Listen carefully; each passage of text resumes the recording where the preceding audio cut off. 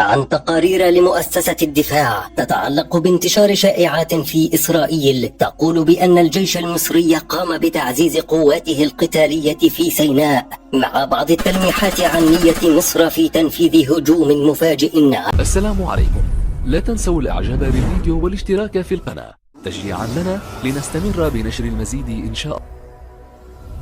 خلال الأيام الماضية تحدثت بعض وسائل الإعلام الإسرائيلية عن تقارير لمؤسسة الدفاع تتعلق بانتشار شائعات في إسرائيل تقول بأن الجيش المصري قام بتعزيز قواته القتالية في سيناء، مع بعض التلميحات عن نية مصر في تنفيذ هجوم مفاجئ على إسرائيل. الغريب في الأمر أن قيادات تل أبيب قامت بتكليف جهات التحقيق بالبحث عن القائمين بهذه الحملة وتقديمهم للمساءلة بتهمة العمل على زعزعة استقرار العلاقات مع مصر ومحاولة تقويض اتفاقية السلام بين البلدين. فإذا أخذنا مثل هذا الموقف بعين الريبة يمكننا القول أن إسرائيل تحاول الظهور أمام العالم بمظهر الصديق والجار الحريص على استقرار العلاقات وحسن الجوار، وقد يتبادر إلى الأذهان أن إسرائيل تتحاشى المواجهة مع مصر. وعلى الجانب الآخر فإن في مصر تشهد حملة تسويقية ضخمة للقوات المسلحة تعمل على تلميع الجيش وإبراز قدراته القتالية وكفاءته التسليحية، ويندرج هذا الأمر تحت مبدأ استعراض القوة، وهو سلوك متبع في الأعراف العسكرية وخصوصا في أوقات التوتر والحرب الباردة، مع مراعاة التوازن بين ما يتم تصديره إعلاميا للجمهور وبين القدرات القتالية على أرض الواقع.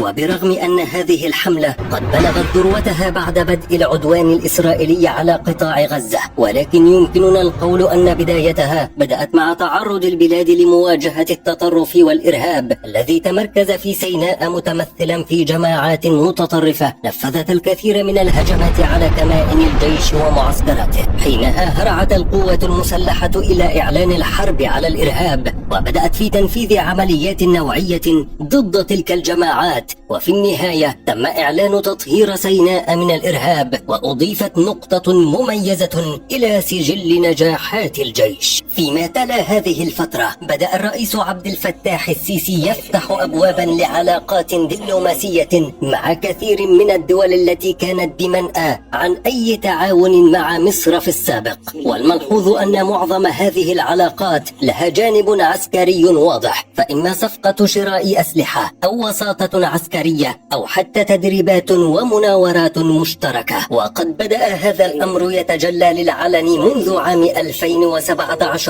فحصلت مصر على صفقات تسليح من روسيا ومن فرنسا ومن الصين وغيرهم، بخلاف السلاح الأمريكي الذي يعتمد عليه الجيش المصري بشكل رئيسي، وقد بدأ تطويره كما وكيفا عن طريق اتفاقيات خاصة مع البنتاغون والبيت الأبيض. ومنذ ذلك الوقت والإعلام يخدم كل خطوة من خطوات القوات المسلحة ويبرز بعضها بالتفاصيل ويعتمد على التشويق والإثارة في البعض الآخر، وهو الأمر الذي لا يمكن أن يحدث بشكل عشوائي، وخصوصا في دولة مثل مصر تمتلك أجهزة استخبارات من أقوى الأجهزة في العالم. فلماذا بدأت مصر في التعالي على إسرائيل أمام العالم؟ اليوم أصبحت مصر تمتلك الكثير من الأسلحة الحديثة والبرامج التدريبية والكفاءة القتالية والإدارية، ما جعل من جيشها حصينا منيعا وعاد ليحتل مرتبة مرتفعة في ترتيب أقوى جيوش العالم، فضلا عن أنه يصنف كأقوى جيش عربي.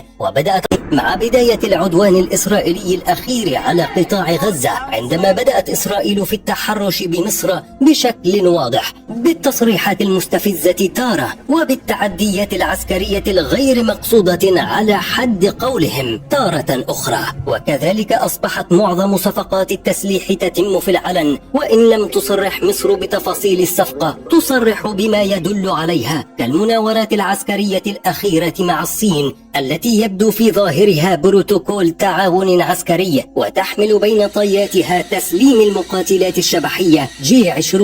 وأصبحت القوات المسلحة المصرية تعلنها صريحة بلسان الحال وتوجه رسالة للعالم بأنها لن تقتصر في تسليحها على مصدر واحد، وأن الجيش المصري أصبح يستجمع نقاط القوى من معظم جيوش العالم ليكون مستعدا لأي حرب إقليمية قد تندلع شرارتها في أي لحظة بسبب المهاترات والأفعال الصبيانية التي تمارسها إسرائيل. ومن هنا تاريخ النزاع بين مصر وإسرائيل توقف عند انتصار الجيش المصري في حرب أكتوبر انتصارا ساحقا. السلام عليكم، لا تنسوا الاعجاب بالفيديو والاشتراك في القناة تشجيعا لنا لنستمر بنشر المزيد إن شاء الله.